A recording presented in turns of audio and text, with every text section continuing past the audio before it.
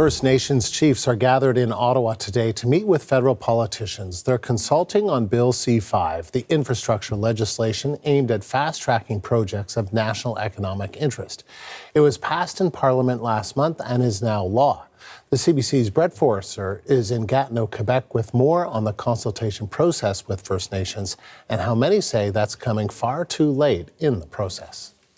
Normally, this museum is quiet with history buffs, but today and tomorrow it's going to be a buzz with political activity. We expect hundreds of chiefs from across the country to be gathering here to attend a summit called by Prime Minister Mark Carney, in large part to allay their concerns with Bill C-5, in particular the part that empowers Cabinet to fast-track projects deemed to be in the national interest. Chiefs have expressed concerns that this could run roughshod over their rights. They've compared it to some of the legislative initiatives of the Stephen Harper era. A constitutional challenge was filed earlier this week against the bill.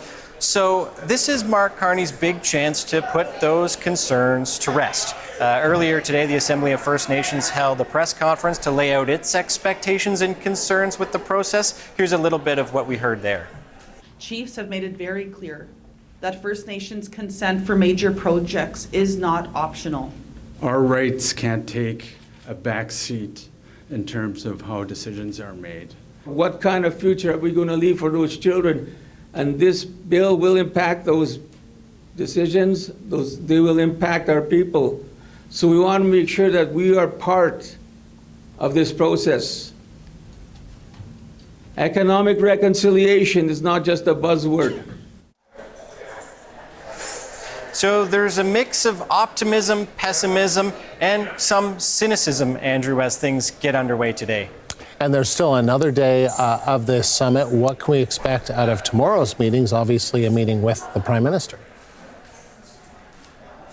That's right. Right now, what's happening is technical meetings behind closed doors with government officials. Tomorrow morning, we expect to hear some public remarks from Prime Minister. This is a big opportunity for the Prime Minister, but there's also some risk. There is some risk that this could go off the rails. There's more than 600 chiefs in Canada.